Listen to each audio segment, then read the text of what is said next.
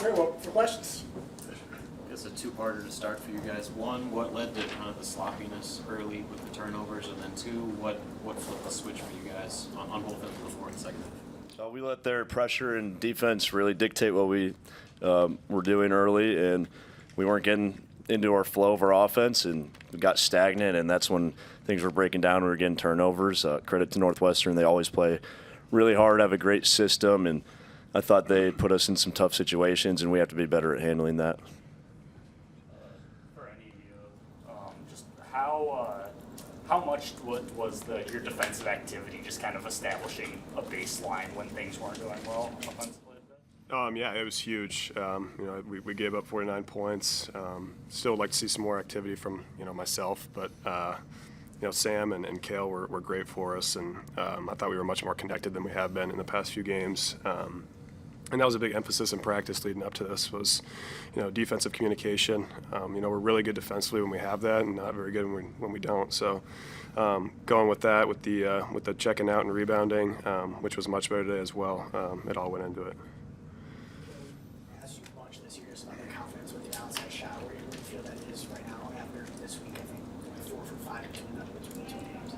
Yeah, I mean, when they go, it's 5 shots, and this week 4 of them went in, and earlier in the year maybe they didn't. And so I don't feel any different. Shot feels good, and I'm going to keep shooting it when I'm open. So, just keep taking advantage of what we get on offense. I wish I could think like that.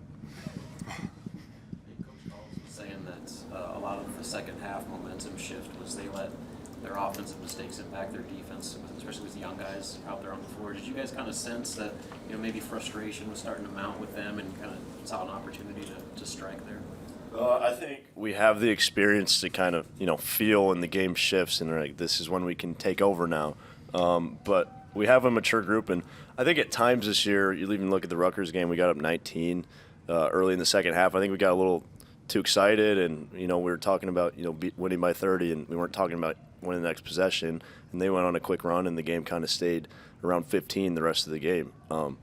So I think we've matured, and we keep learning every single game how to handle those situations. And there's a kind of a balance between saying, hey, let's win this game by 30, and hey, let's win every possession this next media, and then slowly chip away or keep building this lead. And that's what we did today. How much can it snowball like in a good way when it's been a tough day on offense and then you start hitting some shots? How much does momentum build in this situation? It's huge. That's why it's so much easier to win at home because the crowd gives you that energy and that feeds that momentum. So everyone knows it. There's an energy in basketball. I think probably the first time I heard it was like second grade. They talked about there's energy in the basketball, and you move it quick, it leads to good things. And I think that's how we play. And, the momentum swings are a thing in basketball, and you have to take advantage when you get it.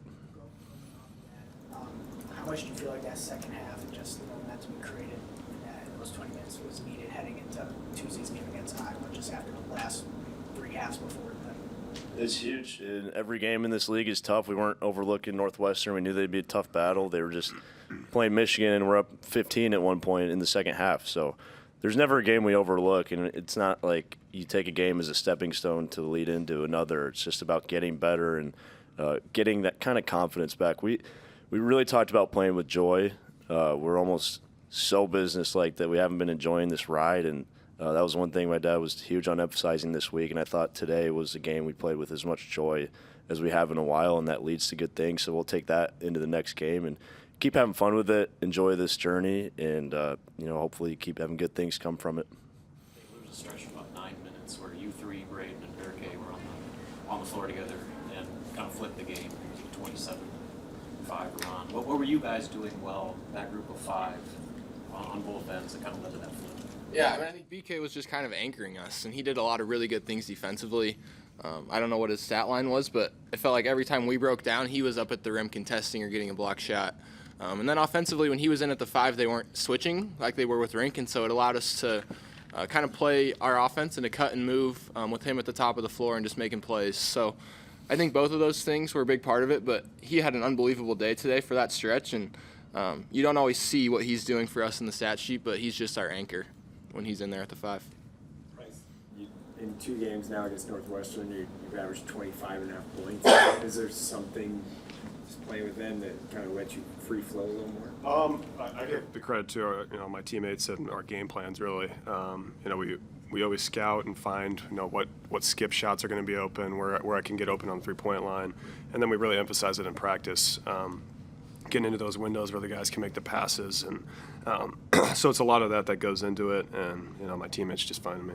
Pryce, you're one more 3-pointer away from tying the single-season school record with this being alumni weekend. What would that mean to you to etch your name at the top of that list? Yeah, I mean so much. A school that I grew up idolizing, and having my name in the history books like that it's really special. And I never got to watch Carey play, but I'm sure he was an unbelievable player, and so yeah, it's not what I'm focused on, but just taking one game at a time, win the game, and results will follow. Since we're not going to talk to you guys before Tuesday, what is just your mindset going through your head with going back to Iowa? Same as every game, just another road game. Got to be locked in. Sam, when Pryce is going like this, what is your mentality of just looking for him constantly, especially in transition? Yeah, I think one thing we always talk about is look for shooters in transition, and the first person I look for is Pryce. So yeah, I mean, you basically said it. When Pryce gets hot, you look for Pryce, and I feel like we do a good job of hunting him. And I always talk to Pryce; he's going to get me one transition 3 a game at least. And it's fun when you can just do that, and you don't have to think about scoring the ball. I just try to bait the defender a little bit enough to give him some space. He gets it off so fast, and it's going in. What's going through your mind? Just like you said, they're so good at finding me in transition and get me the ball when I'm open, and that's a big part of my successes from the 3-point line this year to these guys. So. Yeah, thanks guys. Thanks, guys.